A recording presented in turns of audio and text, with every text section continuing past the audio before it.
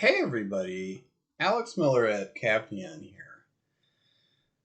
I'm doing a sort of prompt engineering mini-series. I would like to give you guys an example that will hopefully give you some intuition for why it can be kind of tricky trying to get generative AI not to do something.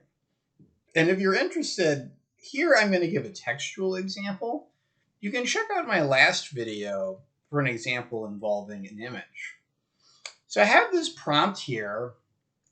The prompt is, of course, I'm telling ChatGPT very strenuously, don't bring up green peppers in what you send back to me. And, what does it do? It actually does talk about green peppers. So this is, of course, an extreme example I've come up with for storytelling purposes. But this is a real danger more broadly, and that it tends to be true that if your prompt has a lot of don't do this, whatever the don't do this is, you're kind of just making ChatGPT think about it.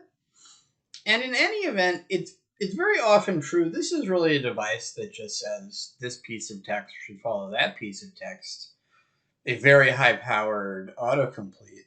So any kind of text or language that shows up in your prompt, you should be ready to see it appear in the response. And in general, there's a lot of danger in putting in unnecessary information in the prompt. And it's kind of the same story. So why is this true? Why is it hard to keep ChatGPT from doing something by telling it directly not to do it? You have to think once again about this tool does not really understand what it's saying. It's just trying to match language like this. Okay, it's typically followed like language like that, and it's using a training data set. In this case, there's a lot of documents it pulled off the internet and from other places. So you have to ask yourself questions like, is there really a document out there where there's a super strenuous discussion of how green peppers can't be mentioned later, and then actually no mention of green peppers? Maybe, probably not, because that doesn't really make sense. And what's happening here is we have some intuition from the real world about what is just unnecessary, what is there for no reason. And we're actually very good, and we don't even think about it, of ignoring stuff like this.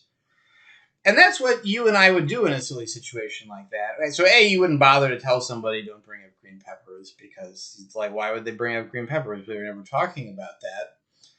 But then also, if you did see a document like this, and once again, this is like the real world of human discourse, it would actually probably be coming up because something that followed was about somebody's failure to do that, or there was some kind of additional story about the thing that wasn't supposed to get done, and not that it just showed up at the beginning and for no reason and then it was never talked about again. There's a principle in playwriting I really like to discuss in this context called Chekhov's gun. And the idea is that if you show a gun on stage early in the play, somebody should get shot later in the play. And a lot of people, this is a good rule for telling a good story, and a lot of people obey it.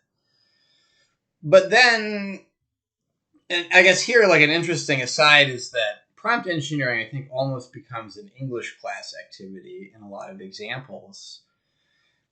This thing is trained on all these people that are trying to do Chekhov's gun, and it really just can't resist if you put it in the prompt. Oh, it would just show up in the response somehow. And if the stuff you were putting in the prompt was to tell it not to do something very specific, and I had an example of the National Eating Disorder Association. They got in trouble. It was giving exactly the wrong advice on the helpline, and I strongly suspect they made a mistake like this. Yeah, so it's going to talk about whatever you expressly told it not to talk about.